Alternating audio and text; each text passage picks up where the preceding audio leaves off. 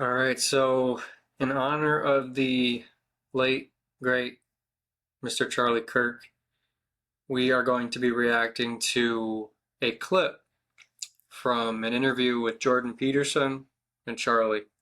And Charlie came on to Jordan Peterson's show, and this is a great interview. If you haven't seen it yet, I would go watch the whole thing in its entirety. They go really deep um, into the political environment in today's world and also into Charlie's life, which is really interesting. But yeah, we're just going to take some time to honor Charlie. And also, Jordan Peterson isn't doing the greatest. I heard his health is, he's in pretty bad shape. So any prayers for Jordan would be, greatly appreciated. I, um, I really look up to both of these guys. I think that they're both great men. And particularly with Jordan, I've learned a lot of my psychological philosophy from him. And, he's really had a large impact on my life as well as a lot of other people's lives. So, yeah, it'd be devastating to lose Jordan, especially so close to having lost Charlie, who really impacted a lot of my political and family philosophy. So, we got two great men here. We're gonna see what they have to say, and let's get started. Is viewed as unseemly by the conservative establishment because the conservative way of doing things is not to go set up a card table. No, definitely not. It was to speak properly, and to go to Stanford and to get the highest possible education. And what I was unknowingly on the cutting edge of was something you mentioned earlier. Man, I mean, first off, it's just kind of crazy to watch a video with Charlie. It's been a while since I have, I've seen like little clips and everything like that, but yeah, man, it's still pretty surreal. Um, I was pretty traumatized by the event of his death. It's very graphic. It's very uncalled for and just tragic. It was a tragedy. So I'm still kind of processing that, so I'm gonna try to zone in on what they're talking about here. Is that conservatives have now become low trust of institutions and liberals have become high trust of institutions. Whereas liberals are the ones that will defend the FDA and they'll defend the CDC and they'll defend Pfizer and they'll defend the intelligence. That's defending Pfizer. That's really. But one thing I would say about he said basically that the conservatives have a low trust of institution while the liberals have a high trust of institution. It seems to me that the case is that liberals have a high trust of institutions that specifically fit their agenda, which is the same for conservatives as well. So, like, for example, in our current political environment, the liberals have a very low trust of ICE. And they don't trust ICE because they hate Donald Trump. You can see this pretty clearly, especially in I think it was either Tylenol or ibuprofen, one of those, where they found that Tylenol was a probable leading cause and factor that influences autism. And basically the liberal base, the left base, a lot of them were like overdosing on Tylenol and just like throwing rocks and shade at the conservative party. And, here you have this, maybe it's something very large. Maybe we should stop taking Tylenol. Like most people just take Tylenol just to get rid of their muscle soreness. And it's like, bro, I mean, if you just worked out and your muscles are sore, like that soreness is going to go away on its own. Your body's going to naturally heal itself. You don't need to pop a Tylenol to get that to go away. It's just a part of life. Your muscles get sore. So yeah, there's like these cases where you don't really need to be taking Tylenol. And if it's really a factor that is potentially leading to high risks of autism, like maybe we should move away from those. But Like the liberal has such a low trust and a hatred towards Donald Trump that he could literally find the cure to cancer and, they would spit on it. They would be reviled against it. And it's kind of a simple psychological principle of like, if you have like this deep-seated hatred towards someone, it doesn't matter what they do. I'm sure you've had this maybe sometime in your childhood or maybe even today or in recent years, but if you had like a real hatred towards someone, like anything that they did, it doesn't matter if they're doing something really great, if they're getting praise or rewards for something that they did, or if they're doing something really stupid, it's just like your perspective about them gets so tainted. And really a deep-seated hatred is kind of the result of the lack of forgiveness. If we're not able to give grace and give mercy and give forgiveness, that hatred is just going to keep growing and growing and growing, and it's going to have a massive impact on our life.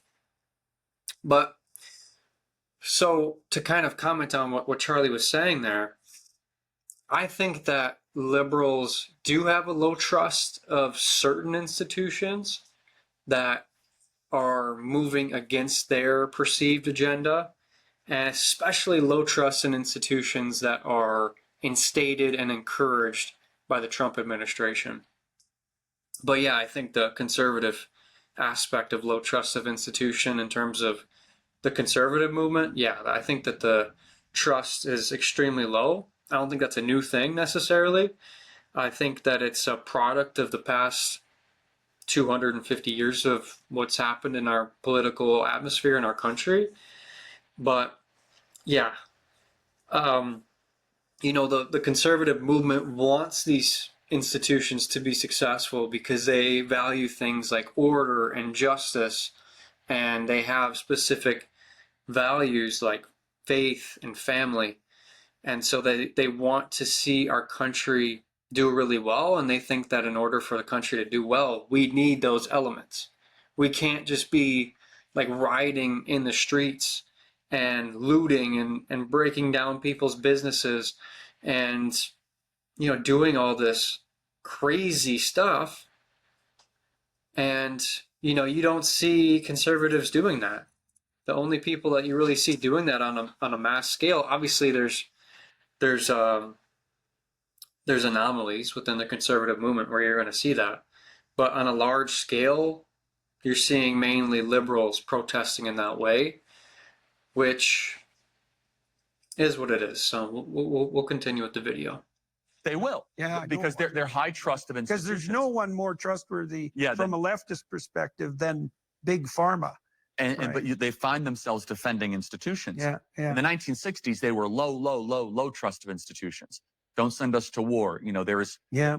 Whereas today, actually, and I was on the cutting edge of this, was in 2012, 2013, 14, conservatives were still on the high trust of institutions. Okay, so let me rephrase that slightly. Please, because, yeah. Well, because but you understand what I'm trying to communicate. I do. Well, there's a real conundrum there because a conservative with low trust in institutions is like an oxymoron, right? Well, but we're trying to conserve something institutions have destroyed. Well, okay, that's the thing. So imagine that there's a hierarchy of institution. There's the fringe of the institution. So I was actually talking about this with my friend Elliot, and he taught me this principle that I thought was extremely interesting. And we were talking about corruption within large institutions and large organizations. And basically he said that once an institution becomes so large, like the probability for corruption within that institution also increases. So it's like the more people and the more mechanisms and things that you add on to an organization in order to make it work and to make it functional, the more that the probability for corruption is going to kind of seep its way in.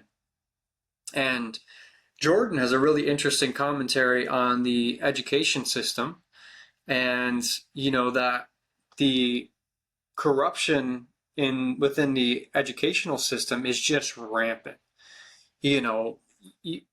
And you can kind of see this by the fruits of the educational system. Like, for example, a huge band of people from the University of Madison, Wisconsin, were just, going out and protesting about the ICE agent situation that's happening in Minnesota. And so you see a lot of liberal and leftist ideology coming out of these institutions. And, there's even like cases happening right now where there was this one young lady who wrote an article pertaining to her values about God. And, she received repercussions for talking about her faith and the things that she truly believes. So, there's a lot of echo chamber ness to the educational system. A lot of the professors and the leadership within those systems are highly liberal, and they're not necessarily trying to teach kids how to think for themselves. They're trying to assert their agenda over them.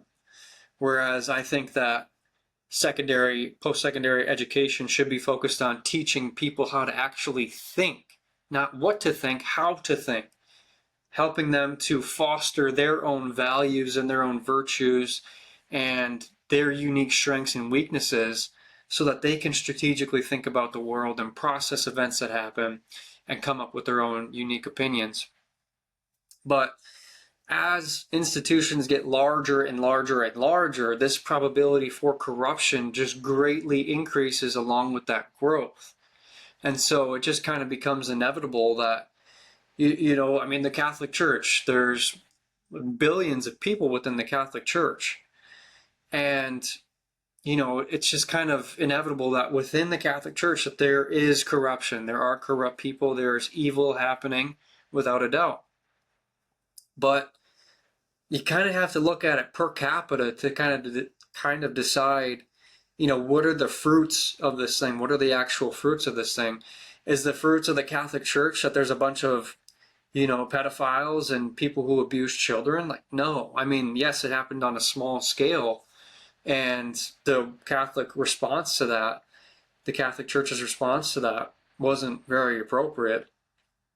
But we're not perfect. We're human. We're sinners at the end of the day. And it's like, if you truly ascribe to the beliefs of the Catholic Church, from my experience, it's done nothing but provide fruit for me and help me to become a more virtuous person. So, yeah, I just kind of wanted to add that on there. Pretty exploratory.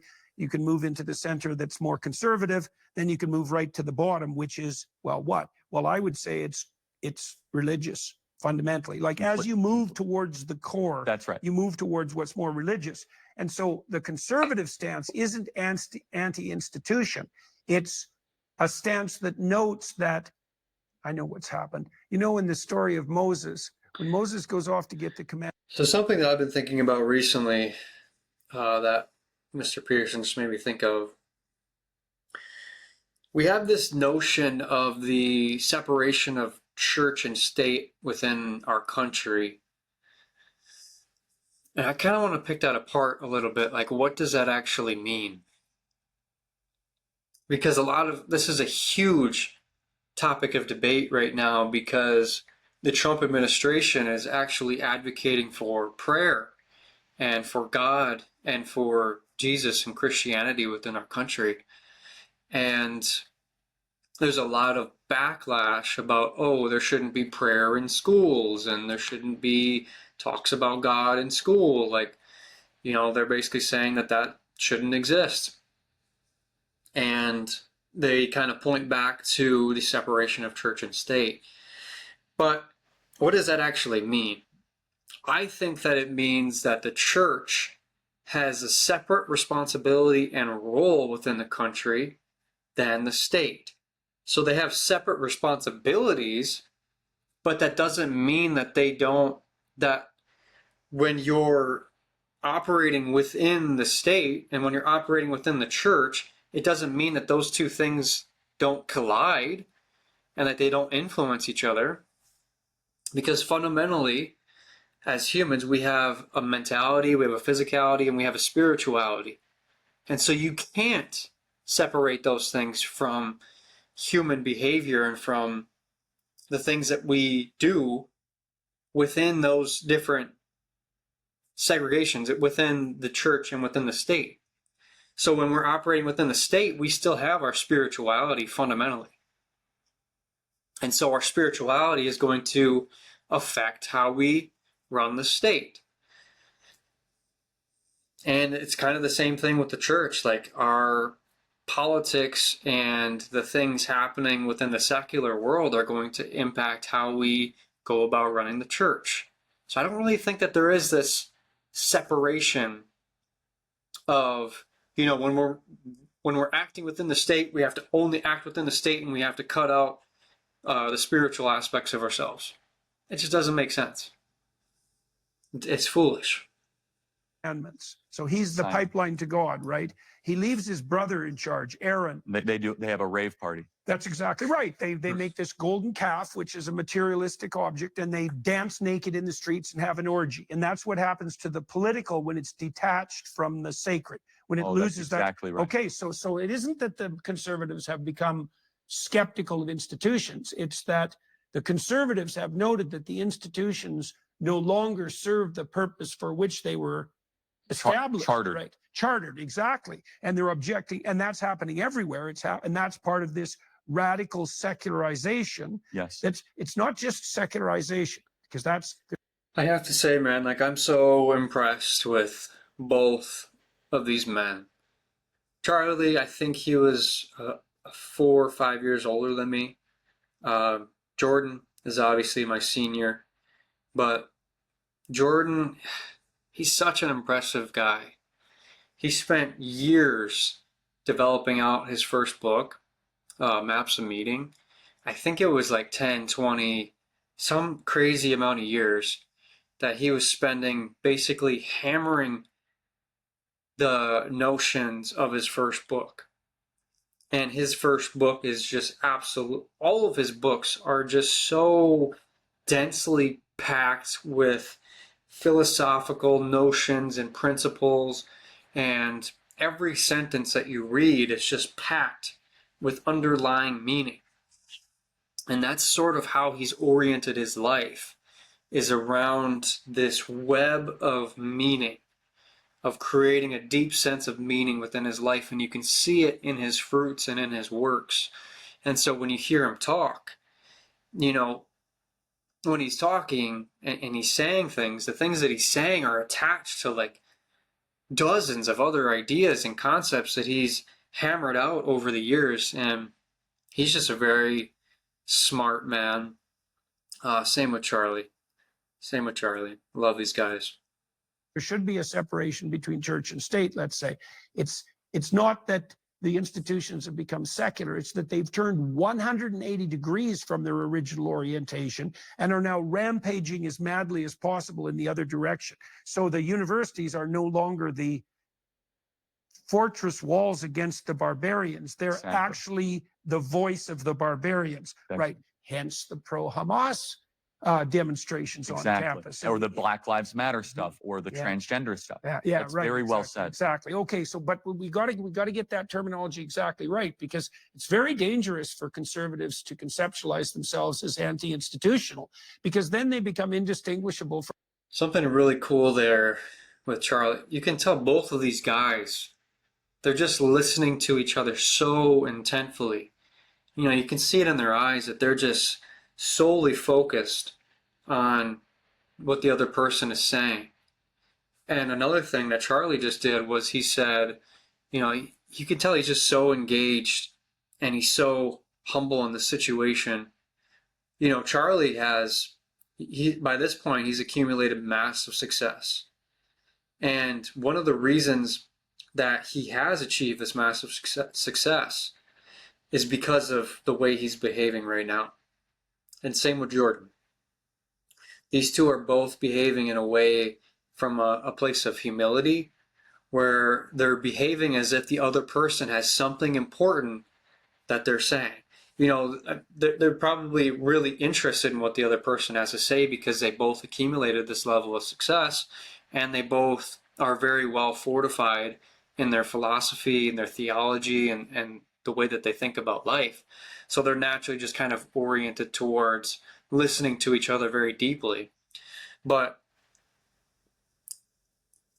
and what's even more challenging is treating someone as if they have something worth hearing and something worth listening to when you're not, when you aren't predisposed to believe, or you're not predisposed to having the same interests and the same exact viewpoints on things. But it's a really important principle to just be respectful and to humble yourself before God, and to treat other people as if they have something worth listening to. And both of these guys really demonstrate that very well. From the radicals, Sure. that they're, so it isn't that, it's a return to the sorts of things we And don't. so, like, the difference between this conversation and the conversations you're seeing happening on the left is that a lot of the conversations happening with the left are very emotionally charged, whereas a lot of the conservative conversations happening are like this. You know, we're sitting down and we're hashing out ideas and, you know, trying to treat each other with the level of respect. Obviously, there's anomalies, but I think that this is where the Conservative Party needs to go, is we value respect and we're going to treat you with respect. And however, like, if you're like crossing the line and you're just being like abrasive and provocative and super disrespectful, the thing is like, people have the choice. We can remove ourselves from the conversation because you're being so disrespectful and you're not living up to a certain standard. And people need to realize that it's okay to have standards, and it's okay to remove yourself from situations that people are behaving poorly and treating you like crap. You know, if someone's treating you like crap, it's totally reasonable to remove yourself from that situation. Talked about at the beginning, like Wilberforce, That's and right. those foundational principles. Yes. And you're going to campuses saying, you people have lost the plot, Exactly. right? Which they definitely have. Like there's the universities, I cannot see, you know, I've been working in various ways to figure out how to revitalize the universities, and the bricks and mortar universities. Like, how do you revitalize an institution that's dominated by people who are aiming in the wrong direction? By the way, if you're like sick and tired of the environment and atmosphere within the educational systems, within college institutions, I mean, there are some really great college institutions still, but Jordan, he has been developing an online university where, you know, he kind of focuses on teaching people how to think. And, you know, he's really got some high quality content in there. So if you want to learn more about Jordan's University, I highly recommend going and checking that out. Redeemable. So what does that mean? Okay, so let's continue practically here. So tell me what happens the first time at Wisconsin. Conversation every 15 minutes. A couple kids were interested, found a chapter leader. Oh, you found a chapter. Yeah, okay, so that was success. So it was a success. We found a couple groups of people and we started the group. And then I did it at Marquette University because I had a friend that went there. And so you walked away from that. How did you feel when you Exhilarated. Walked away? You did. Because then I was able to go back to 2 or 3 people giving us money. And say. And they gave us $500. I said, now we have a chapter. We can, and they said, okay, well, let us know how it goes. Proof of concept. Right. And so then we did it at Marquette, and we did it at University of Illinois, and we did it at Indiana. So you went from 0 to 1, which is a huge leap. It was a huge lift. It's a huge leap. Because getting that second chapter was so much easier than of course ex nihilo. Of course. 0 to 1 is the first customer is impossible. And then the second one's hard. It was one of the most fulfilling days in Turning Point USA history. Right. Okay. was Okay. being able to get a singular chapter. Right. Of course. Because that's the one that's most unlikely. Exactly. Your first sale is by far the most unlikely. Exactly. Right. Okay. So then you went to Marquette. And Marquette. Okay. And what happened Very there? similar situation, but it was also a friend of somebody in high school, and they were a private school, so it was a little harder to do the typical outreach, but they applied for a permit in like the student center, and same sort of thing. So you were permitted from the beginning as well. Well, in UW-Madison, they don't care as much because it was a public school, so you can kind of, any individual can walk on campus and kind of. Right. Okay. But Marquette, I had a friend that I went to high school with. They said, yeah, I'll apply for something for you. Okay. And similar sort of thing. And they said, I sat there for 5 hours, Jordan. I would sit there for 5 or 6 hours. Yeah. Because that was time well spent. Because for me, I was trying to build the semblance of something, a real infrastructure, a real organization. And It's very, very interesting, man. I mean, what Charlie did was so unique, and he positioned himself so well. And he was very thoughtful and wise in the way that he did it. Because he went to, by the way, the entrepreneurial features of this guy are just so impressive. Because I'm guessing he went to multiple colleges before getting that first chapter and that first yes. And so when you're doing something that's against the grain and that you're building an infrastructure and an organization on your own and following that entrepreneurial journey, it's so tough, man. You have to be tough to go through the entrepreneurial journey. The reason being is because you're going to get rejected dozens and dozens of times. You might not even make any noticeable progress in the first couple of years. I mean, it could take you years to get your first customer, depending upon what you're doing. And so you have to deal with rejection, failure, all the way up until the point where you get to your first like noticeable result. And like as he was talking about there, he got his proof of concept. And as Jordan was saying, like 0 to 1, from 0 customer to 1 customer, that's your hardest gap. That's going to be your most challenging part as an entrepreneur. Because once you get your first customer, like Charlie said, that's where you got your proof of concept. You learned, okay, I got this first customer. Now you can analyze, okay, how did I get that customer? And now you can kind of duplicate that process over and over again. And that's kind of the process that Charlie followed. But he would spend hours sitting there talking and engaging with people on campuses,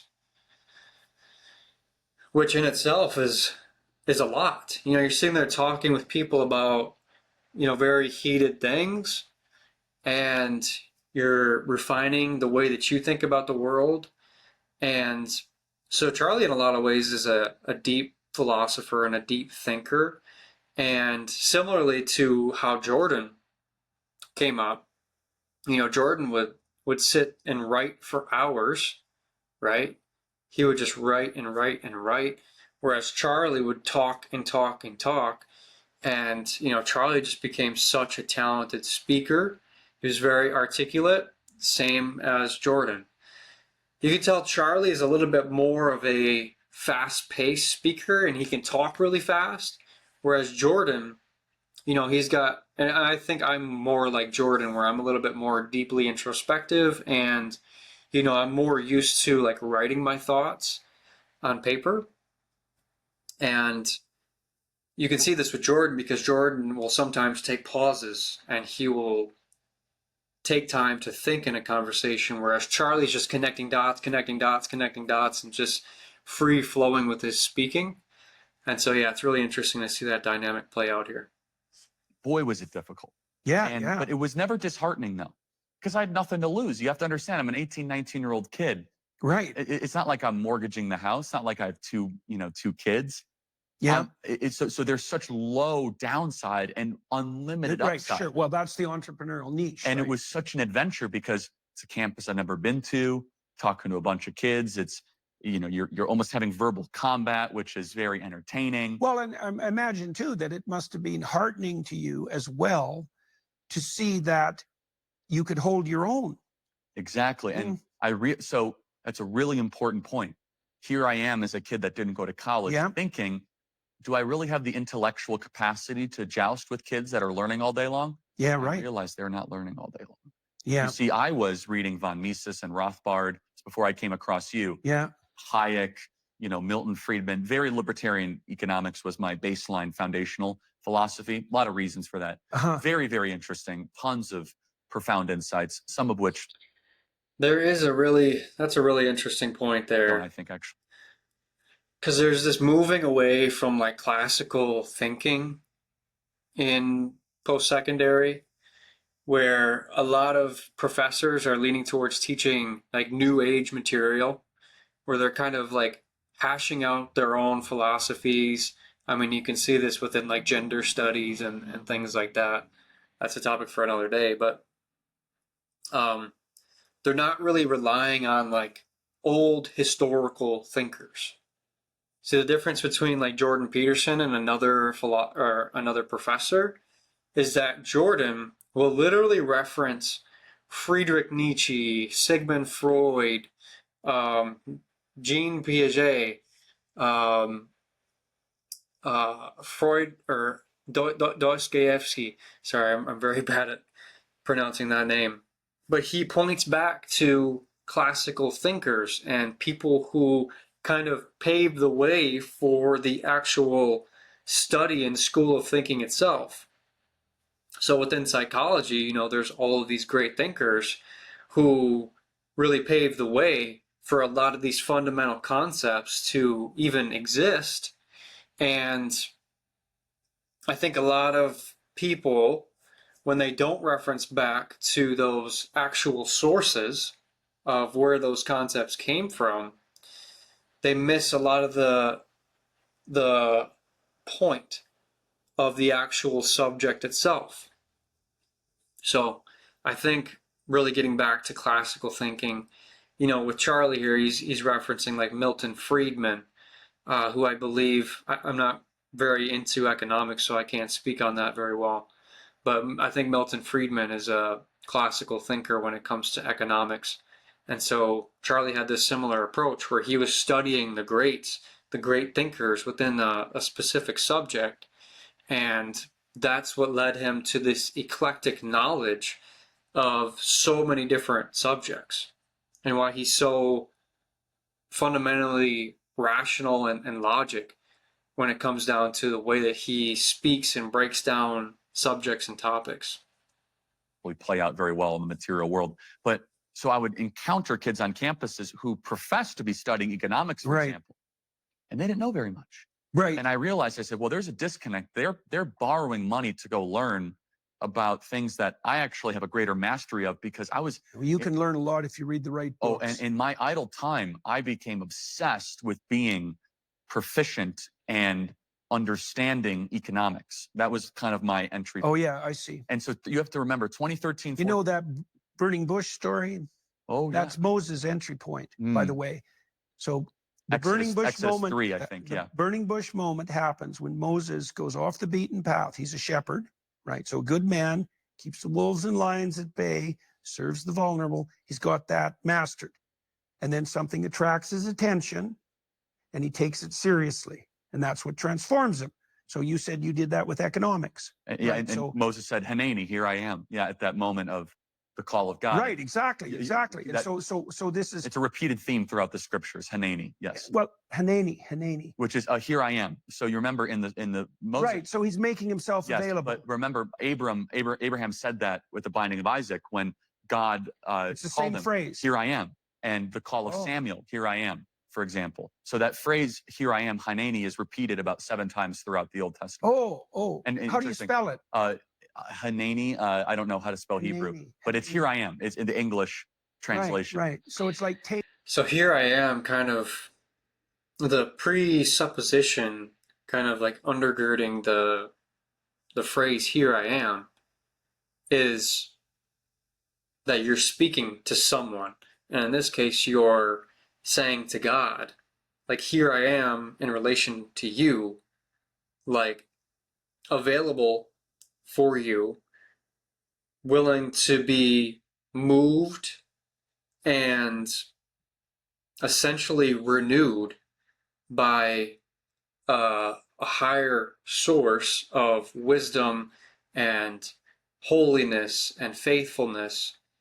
Like, here I am, the Lord my God, like ready to do your will and to do what it is that you're calling me to do, ready to be cleansed by the fire which is holy and that brings me closer to you.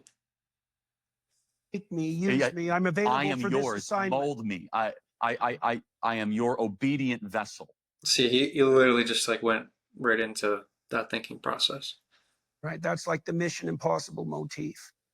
Your assignment, if you choose to accept Exactly. But it's a very it, then powerful, it burns. it's a very powerful Hebrew word. It's I basically, get it. here I am. My arms are out.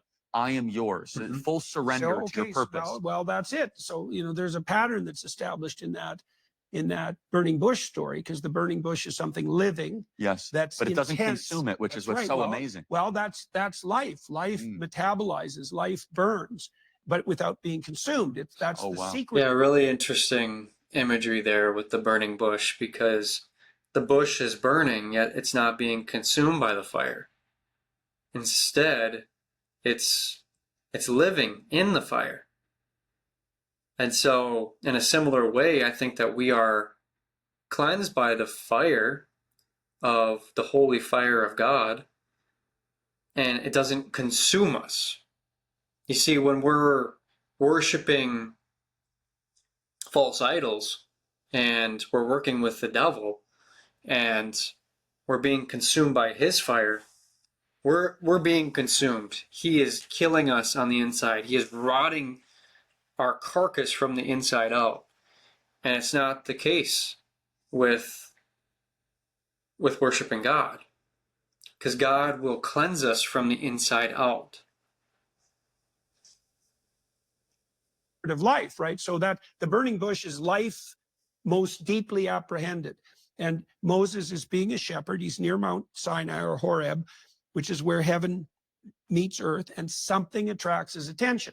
And then what happens to Moses is that he takes it seriously and he gets to the bottom of it, and that transforms him. So the idea is something like, if you watch for adventure and opportunity, if you watch for the pathway forward, something will grip your attention and it'll compel you. You'll be. This is actually like a fundamental concept that you see within entrepreneurship, particularly. There's something very special about an entrepreneurial mindset.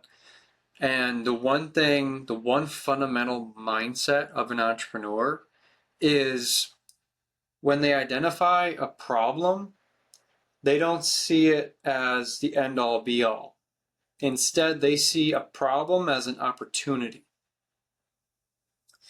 And what is the process of transforming that problem into an opportunity? You have to get to the bottom of the problem.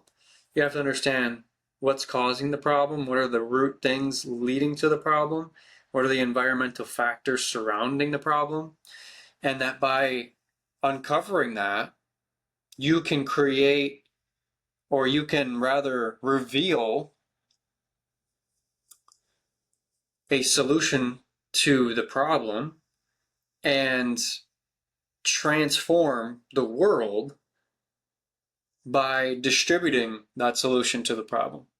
So yeah, it's a really fundamental concept to entrepreneurship that I don't think it's enough recognition and talked about a lot, but it's kind of one of the things that really serves as like an axiom to the entrepreneurial mindset. Be obsessed by it. Well, you take that obsession seriously, you get to the bottom of things. That's what it was. That transforms you. Okay, so you were doing that with that. Yeah, there's also a really big element of obsession within an entrepreneurial mindset, because you have to be obsessed with the problem. You have to be. You have to be obsessed with figuring out and understanding the problem, and you also have to be obsessed with like experimenting, hypothesizing potential solutions and testing those relentlessly, even if it fails, and like literally never giving up until you get to the bottom of the problem, and also a workable solution that actually works. It takes a deep level of obsession. economics. And it's funny, as I went to the bottom of it, it actually brought me back to my Christian upbringing and my roots. Which is, well, that's what happens to Moses, because when he gets to the bottom of things, it's the voice of the spirit of his ancestors, right? It's because the voice eventually of God. I was reading Hayek, Road to Serfdom, Yeah, and I had kind of an aha moment. I said, there's a lot of good and evil claims in this book. right. By what standard are they saying something is good? Right, exactly. So yes. it brought me back to my Christianity, because you know the Road to Serfdom. It's all about the idea of how government tyranny will swallow society, will envelop it, but it happens in steps. And I said, time out. There's truth claims being made embedded in this. By what standard do we consider this? How did you figure that out? I might have watched one of your videos. I mean, to be honest, I don't know. I do remember, though, think to myself, libertarian economics is not enough. I want to go deeper. Yeah, look, I made exactly. I mean, I think that Charlie had been doing debates. I think he did debates in high school. And so, I mean, even in the language that he used there, where he said that he discovered a truth claim within the literature he was reading, I think that that's kind of a fundamental debate concept and tactic where you recognize the claim and then you try to figure out, okay, what's actually undergirding the claim? What's underneath the claim? What are the foundational principles and classical lines of thinking that actually led to the claim being made, and that led him back to his Christianity? Exactly the same conclusion when I was studying political science in university. The first year or two was okay because we were reading great ancient thinkers. But then in my third and fourth years, when it started to become more specialized, the basic claim was that human beings are motivated economically, and then it became left. And I thought, no, that's not right. That's not right. Correct. There's a foundational. There's a substructure. That's why I started studying psychology. And so that's where I started to take, and it's been. That's really interesting. I never really thought of it like that. As if like the foundational principle that's leading the post-secondary institutions astray is this motivation of economics. Because it is kind of presupposed that you go to college in order to get a job, in order to create a level of success within the economic environment where you're able to provide for your family. And yes, you're there to do those things, but it's not fundamentally what education is about. Education is learning how to think. It's getting experience in the field that you're looking to go into. That's why I think like some of the blue collar trades, like going to trade school, is one of the best decisions that you can make, because when you go to college for a trade, you're actually learning how to do the trade. Whereas, you know, with like a psychology major or minor, there might, I don't know, I haven't been in a post-secondary institution in a while, so some of this might have changed, but when I went to school for marketing, you know, we did a lot of hypothetical. You know, we didn't see exactly like how a good result was produced. So like in marketing, the fundamental thing that you're trying to do is you're trying to increase the amount of revenue within a business. And so if you're just doing hypothetical stuff and you're not tracing the roots back of like, okay, this marketing action actually works to make money, but why? And then also, how can I replicate that action and systematize it so that I can learn the skills and the competency in order to execute that action at a very high level and increase my value in the marketplace. So there's that. And then there's also the fact that when you're going to a post-secondary institution, like you're at this point in your life where you're 19 to 23, or maybe a little bit older as well. But in order for you to have success in the economic marketplace, you need to be able to think for yourself. You need to be ambitious. You need to have some self-initiative. And you have to stop relying on other people for your growth and for your path forward, you kind of have to start learning how to carve your own path forward based upon your assessment of your own strengths, weaknesses, opportunities, and threats. You're like a SWOT analysis. Those are a really powerful analysis, by the way. But when you take that assessment, you then need to be able to carve your own path forward. And you can't just expect like your manager or your superiors to lay that path out for you. You have to be involved because that's a negotiation. There's a negotiation happening there between you and your superiors where you're there. Like they can't just lay the path out for you. And the reason I'm talking about a path is because in order for you to increase your economic value, you need to be on a path. You need to be on a growth path.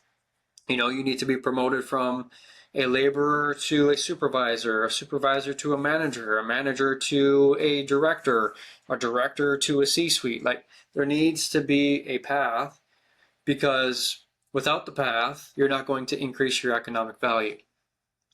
I take my faith very seriously. I love your biblical series, your Exodus series, and your gospel series is terrific. You deserve a lot of credit for that.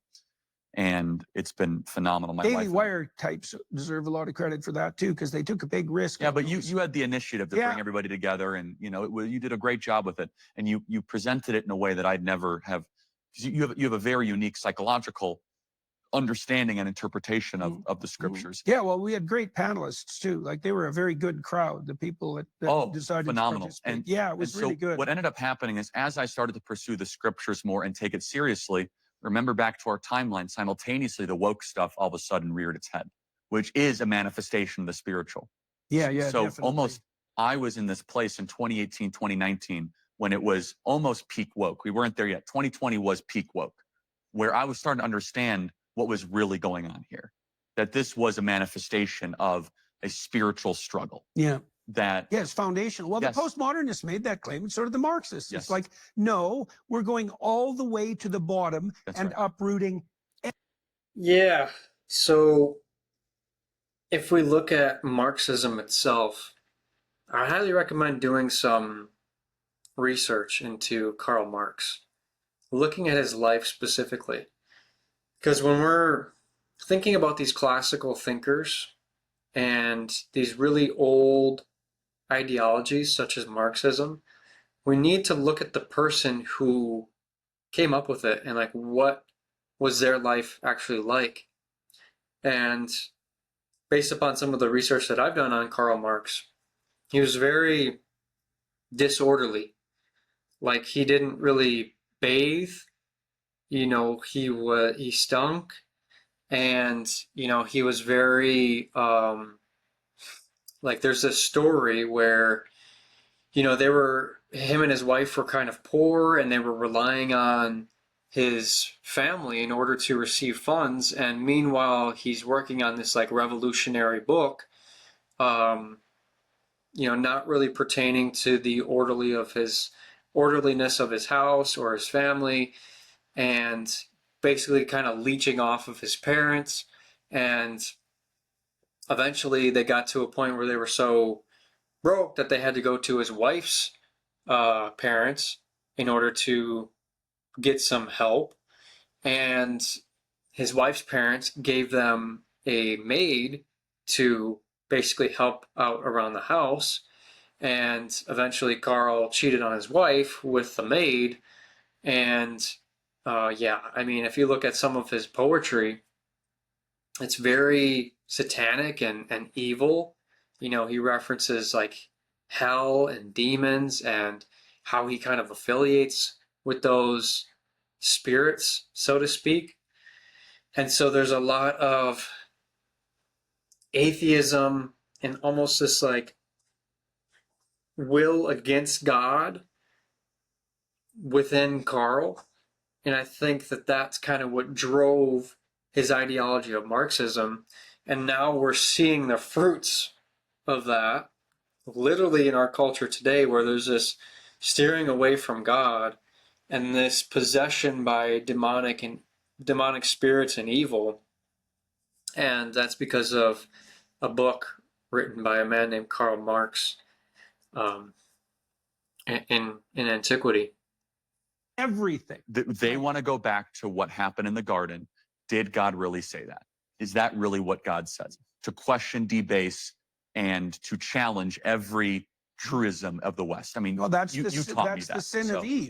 right? Exactly. You can take the right to establish the moral order to yourself. So one thing that's claimed, there's many axiomatic claims in Genesis, in the openings of Genesis, right? That the word is the creative force that brings good out of chaos and possibility, that human beings are made in the image of God, that men and women exist as independent entities, and that they each, Distinct. and that you're not to take the right to establish the moral order to yourself. It's the one prohibition. And I think biologically, it's something like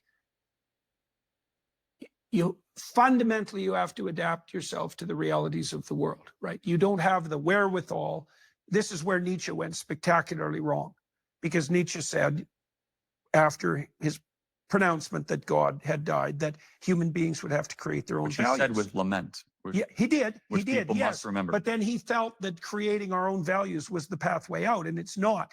The pathway out is a return to the Yes. foundational values, right? And the more intense the crisis, the more toward the middle of the foundation you have to look. So it's not political, because this isn't. Yeah, so there's a massive problem with creating our own values. And you can see this in the story of Adam and Eve. Because when Eve ate from the tree, she ate from the tree of good and evil. And we learned from God that if they ate from the tree of good and evil, that they would become like him. And that they would gain the same intelligence and almost the same responsibility and role as God. And that would fundamentally corrupt them. They weren't supposed to eat of this. This was the one thing that they were not supposed to do. And that's what they did. And what we're seeing in today's world is we're creating our own reality. We're not adapting to the fundamental principles of reality.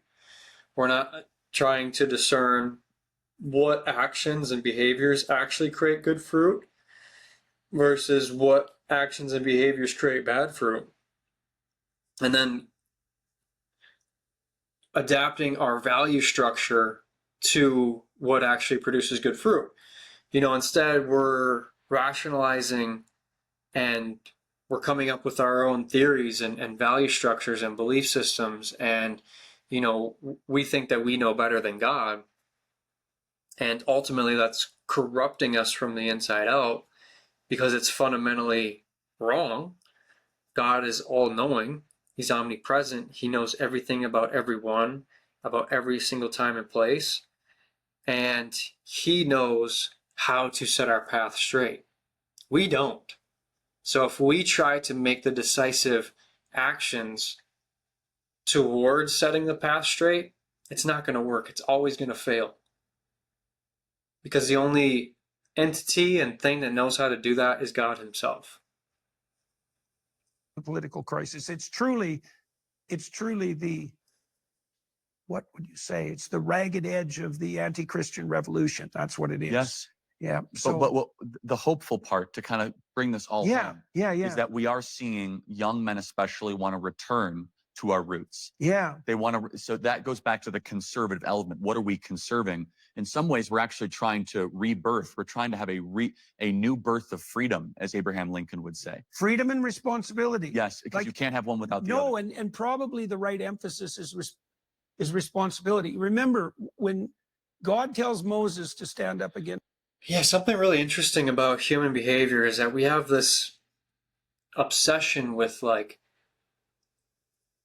newness, with novelty, but there's nothing new under the sun. These are all things that have been happening and recycling themselves over and over and over again. And so there's nothing really new to the problems that we're experiencing, except maybe context in which that we're experiencing the problems. And so, yeah, I just wonder where that comes from.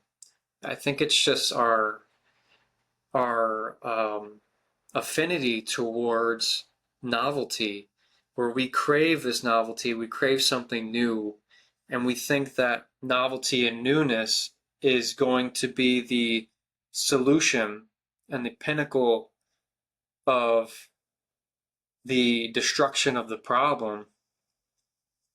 But, really these things have been tried before and done before. And, really what we're trying to conserve, like Charlie is talking about, is these things that have been established in antiquity, that have been established within the books of the Bible. And we're just trying to figure out how to apply them today. So there's nothing really new.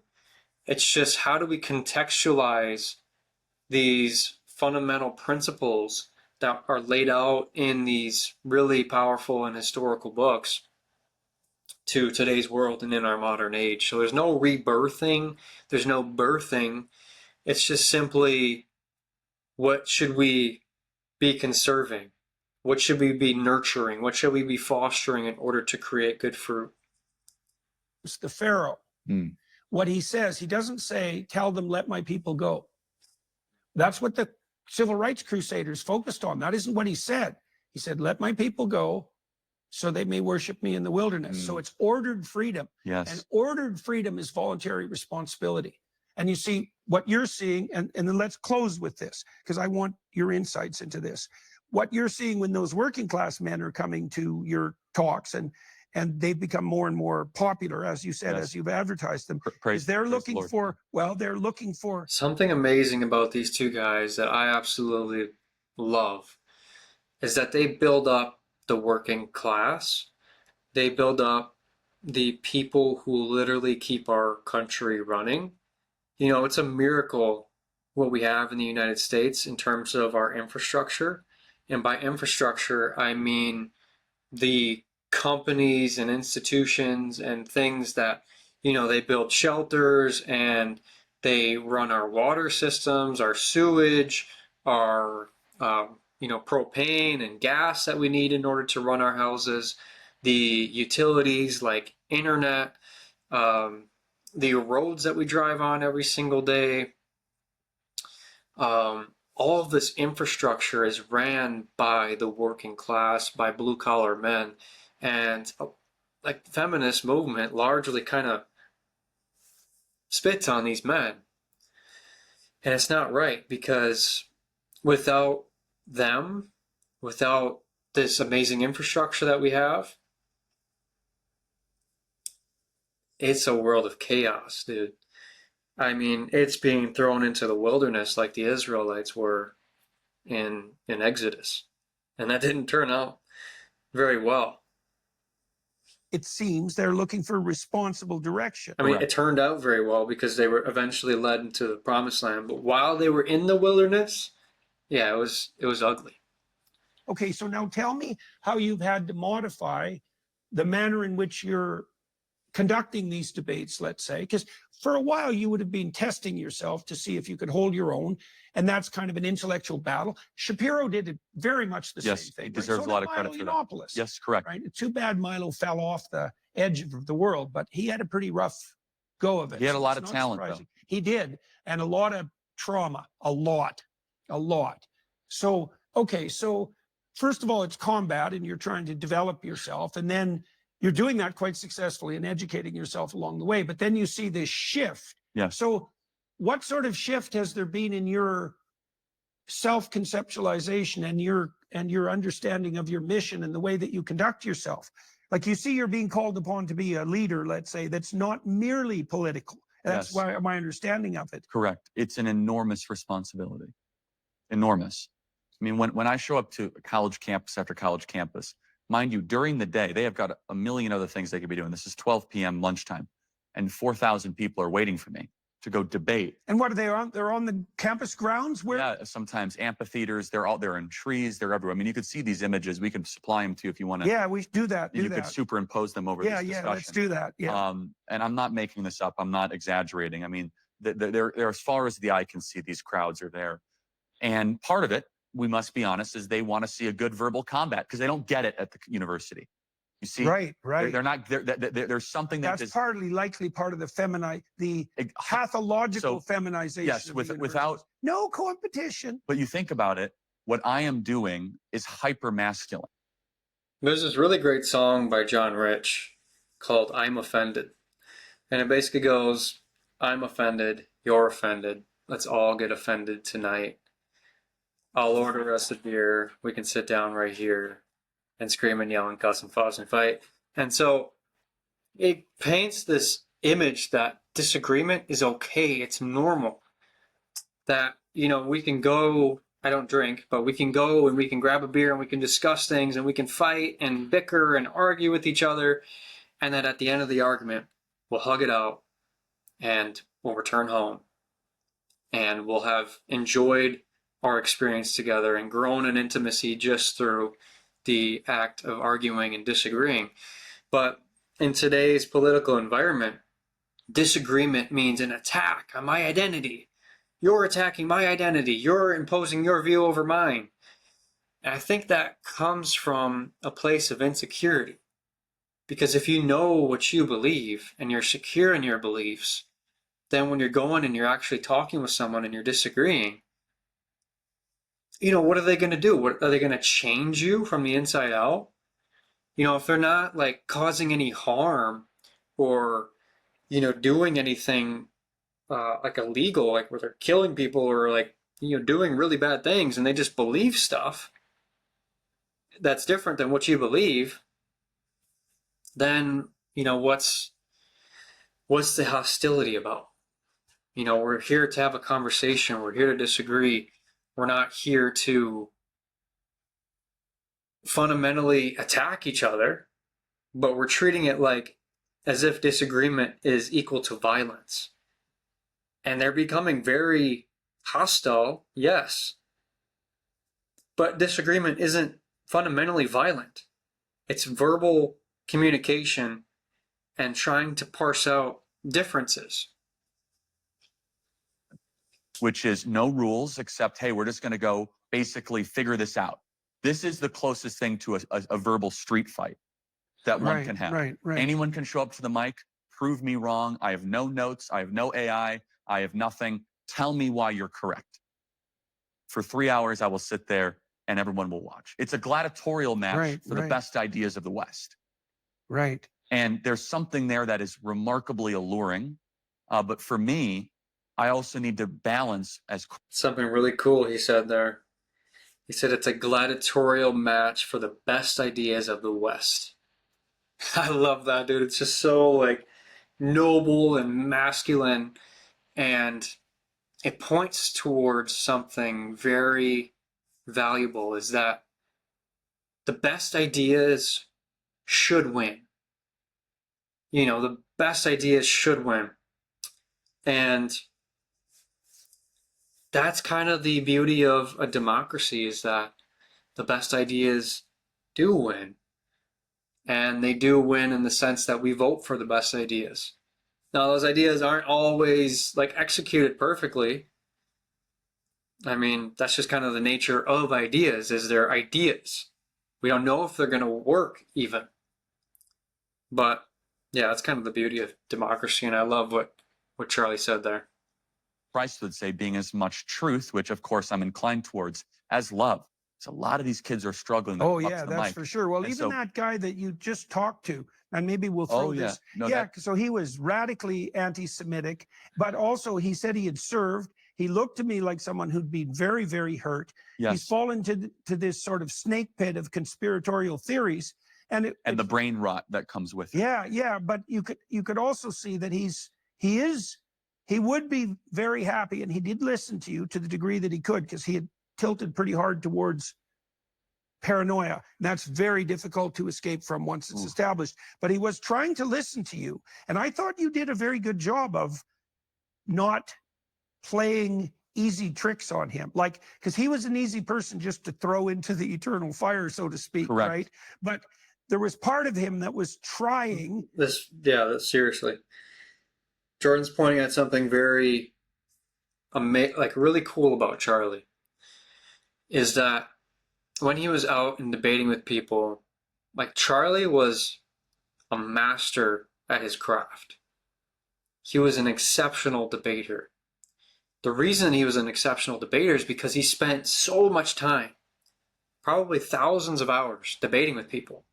And so he mastered his craft through the actual acts of doing his craft and studying and researching and refining his arguments.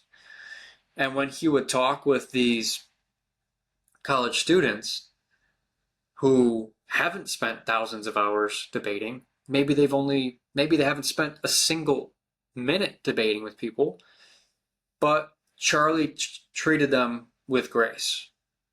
You know, he could have literally just ran circles around people, but instead, he genuinely wanted to hear what other people had to say. That doesn't mean he agreed with other people and what they had to say.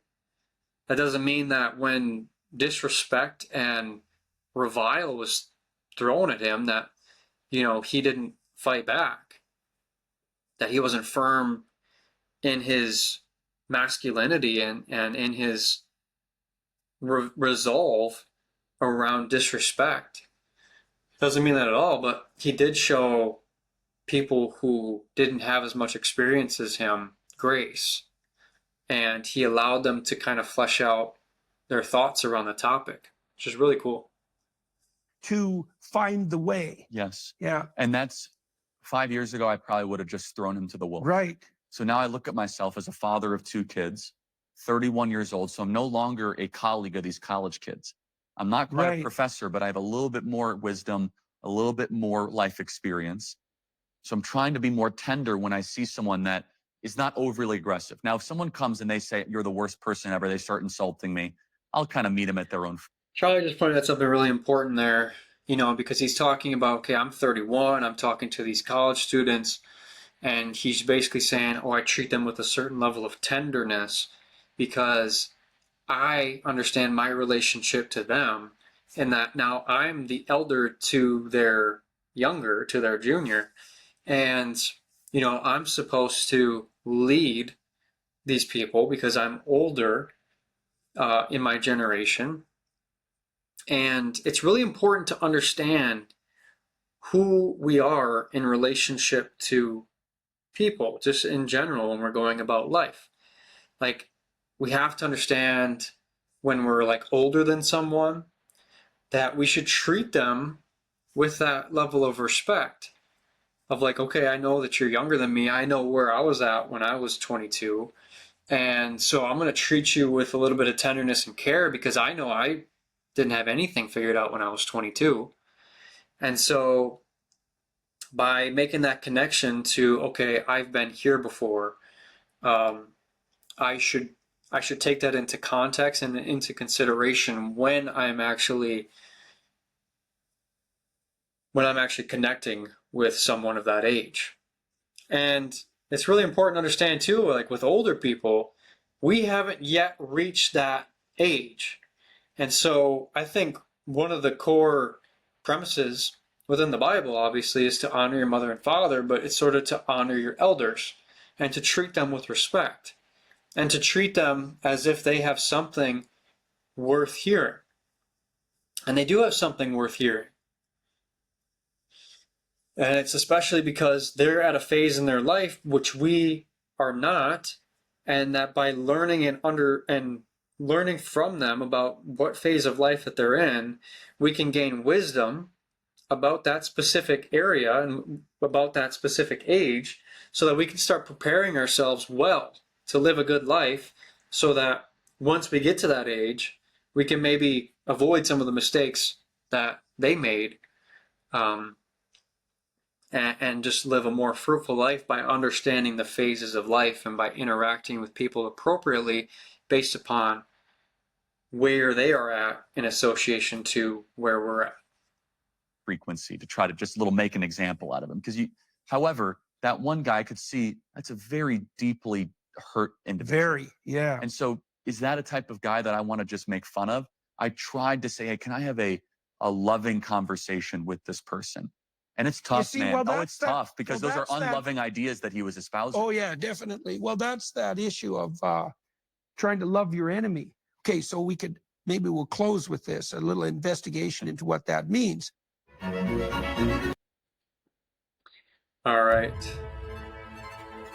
So that is the end of the video, guys. I hope you enjoyed this one. I love doing these reaction style videos. I think, you know, with these types of videos between like Jordan and Charlie, like there's such deep concepts that are being talked about, so they're going to be a little bit longer. If you like the length of this, let me know. If you think I should do it a little bit shorter, let me know that too.